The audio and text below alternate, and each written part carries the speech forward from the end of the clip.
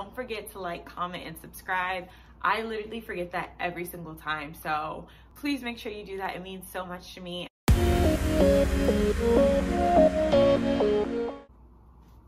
What up, what up, what up, what up, what up? It is Misha B here, back at it again with another video. And in today's video, I am just going to reconcile my cash envelopes with my credit card.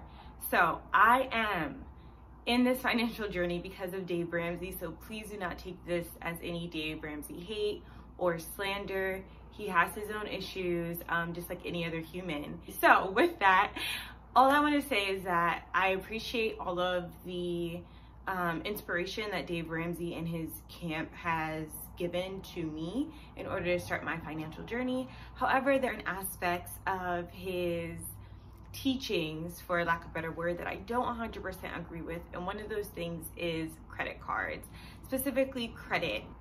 Credit is something that is extremely important, especially for those of us who come from underserved or minoritized populations like Black people, for example. Because of the lack of generational wealth through to systemic racism, as well as women with systemic sexism, it's really hard for us to have those buckets of cash available to do things like buy your first home or buy your first car. A lot of times our families are unable to help us out with that just because, for the most part, right, our elders weren't even given access to things like bank accounts, check accounts. You can think back to things like Black Wall Street, where literally Black folks in Tulsa, Oklahoma built up this beautiful, booming economy that was burned down at the hands of racist white people. So things like that prevent us from just being able to use cash to flat out buy things. So that is why I think it's really dangerous to use the rhetoric of all credit is bad credit. Because if you know how to use credit, you can definitely utilize it on your journey. And there are a whole bunch of different ways you can do that. Of course, I want to say, right, when we use credit cards, we want to make sure that we're paying off that balance in full every month to prevent ourselves from having to pay interest. If you are paying interest on credit cards, you are not using them right. You want to avoid making monthly payments because in the long run, you will be paying so much more money. I am going to pause this video right here to just show you an example of what that can look like using a credit calculator that shows you how much interest you'll be paying if you only pay the minimum, and how that can impact your financial journey. Okay, so I just Googled credit card minimum payment calculator. You can put this in Google. I'm just going to go with the first one, which is Bankrate. Again, you can pick whichever one works best for you. So if we scroll down, we see that some things are kind of already pre-populated. So let's say you have a credit card balance of $5,000, your interest rate is 20%, and then the minimum payment is calculated, let's say off of 4%. That would bring you to a monthly payment of $200. And again, 5,000 times 4% is $200. Once we hit calculate, we can see that the debt payoff is estimated at 11 years and 10 months. So let's go ahead and view the report. So if you have a total of $5,000 that you owed and a monthly minimum payment of $200, it'll take you, once again, that 11 years and 10 months to pay off this debt. The total interest on the debt would be $3,417.57. And the really big point that I want y'all to take home is that total in everything, right? Your principal was $5,000, but at the end of this almost 12-year period, you would have paid $8,417.57. So not only on top of that are you paying, more than half of what you borrowed, that's $200 a month for 11 years and 10 months that you will not have in your pocket. That's $200 a month that you could have used to, put into an investment. And I just really want to show y'all real quickly that $200, right? Let's go into a compound interest calculator. Here we go. We have one right now. We're going to go right to the first one. Why not? Investor.gov. So let's say you start off with $200, that same amount. Your monthly contribution, $200. Length of years, it was almost 12 years, but we'll just put 11 years. Estimated interest rate, let's put a conservative 8%. compounded annually, and let's calculate.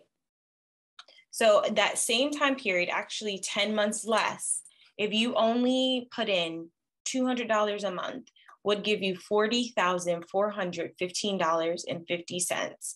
So that same $200 a month, right, that you would have to pay your credit card company, instead of you having to owe so much money, now you have $40,000. And that is why it is so crucial to avoid high interest debt and to avoid having to pay interest, because that money could be utilized somewhere else. So instead of having to pay back that $3,400, you could have $40,000 in that same time span. Interest can work for you or against you. And hopefully after this video, you see the importance of paying off credit cards in full. That way you avoid those little annoying monthly payments and that super annoying chain of interest rates. On top of that, if you avoid those pesky little minimum fees, you can use that money and apply it into something like the stock market, where your returns on compound interest is magical. All right, let's get back to the video. Okay, so now that we're back from that and we see all the harm that can cause, again, we want to avoid high interest debt, which generally is anything over 5%. Anything under that, you can decide how quickly you want to pay it off. My advice is stay away from debt, even if it's like 3%, only because you're paying more on your money. Now, that's not to say that there are not mathematical reasons why you might take out debt. As you all know, I will be in the journey of taking out debt for a car because I do not feel like emptying out my whole emergency fund, and I'm going back to school.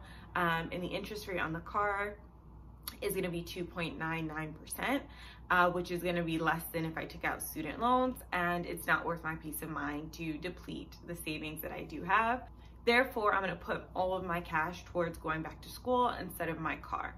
Now, with that, I am going to be trying to pay off my car as quickly as possible, but over the life of the loan, I'll be paying about $1,100 altogether in interest if I do not decide to go after it before that. So when I did the math, I decided, you know, $1,100. Am I super thrilled? No, but the math makes sense in terms of what I'm willing to pay. So that is my own personal preference, but everyone else is different. So now to the meat of the video, which is how I use my cash envelopes and credit cards in tandem together to ensure that I am paying off my credit card in full every month while also still staying under budget or in budget. So stay tuned. All right, so let's reconcile. So the first thing that I do is I go through my credit card statements and see how much I owe myself. So I finally was able to book the getaway house and the total came out to $486. So just word to the wise, when you are making purchases on your credit card, you want to make sure that the final price, so that includes after taxes or whatever fees are included, is less than what you have in your cash envelope. So as you all know, in my travel envelope, I have $500. So the $486 is less than $500. So once I saw that final price, I purchased it. And now what I'm going to do is I'm going to go into my cash envelope, 100, 200, 300, 400, 20, 40, 60, 80, 500. And I'm going to take out the 480. So 100, 200, 300, 400, 20, 40, 60, 80. And then I need to break this 20 so that I can give myself the $6. So where might that be? Okay, hold on. So we're going into home insurance to see if I have smaller bills to take out 6, and it looks like I do. So let's take out a 5 or a 10 of 5. 1, 2, 3, 4, 5. Perfect. So let me make sure that this is 20, 10, 15, 16, 17, 18, 19, 20. I'm going to change it out with the 20 that was in the travel. So this should be 192, 100, 20, 40, 60, 65, 70, 75, 80, 85, 90, 91, 92. Great. So 192 back here. Go back to travel. And I owe myself $6. So there should be $14 left 10, 11, 12, 13, 14. Excellent. Whew, chale. So the total here should be $486. 100, 200, 300, 400, 20, 40, 60, 80, 85, 1. Perfect. Okay. Then gas yesterday. Where's my gas? Oh, it fell. Excuse me. Gas yesterday, I ended up using my debit card because I did not want to go inside of the, what is it called? I didn't want to go inside of the station. It was too long. So I owe myself $28. And I don't have $28, but I will give myself back the $25. And then $3.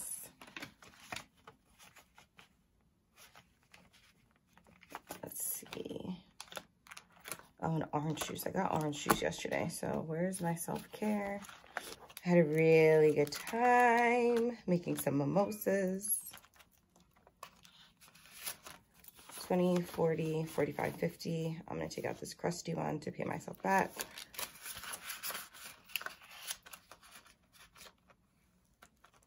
Okay, and then I still owe myself $3, but I'll just chuck that up because I use my debit card to buy the gas, so it's not like the end of the world. I just have to be mindful of the $3. Next time when I pay myself back for gas, I just won't give myself, or it really doesn't matter when it comes to gas, so that's all. All right, so our total that I have to pay myself back is 100, 200, 300, 400, 20, 40, 60, 80, 500, 505, 510, 515, 516. Alrighty, so $516 is going back into my account.